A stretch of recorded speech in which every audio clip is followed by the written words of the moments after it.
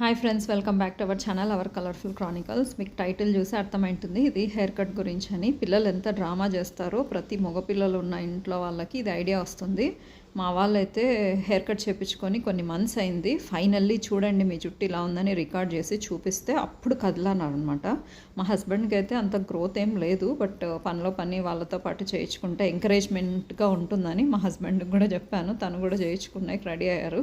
So అందరైతే కలిసి salon, మా అపార్ట్మెంట్లో ఉన్న సెలూన్కి పోయినాము. మా పెద్దోడైతే ఒక ఫోటో తెచ్చి అది చూపించి అట్లా చేయమని ఆ హెయిర్ కట్ చేసే ఆయన్ని టార్చరు. మా చిన్నోడైతే సేమ్ వాళ్ళ అన్నలాగా కావాలని.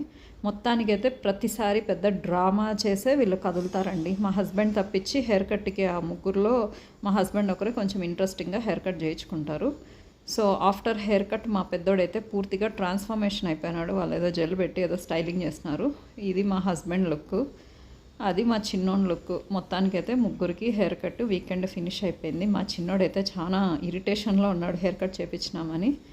సో మీ ఇళ్ళల్లో కూడా ఇది జరుగుతూ ఉంటుందా friends? So after hair cut మా ముగ్గురు ఇలా ఉన్నారు. Hope you like this video. ఇలాంటివి డైలీ బేసిస్ మీద పెడుతుంటాను. Please subscribe to my channel and please encourage me. Thanks for watching. Bye bye.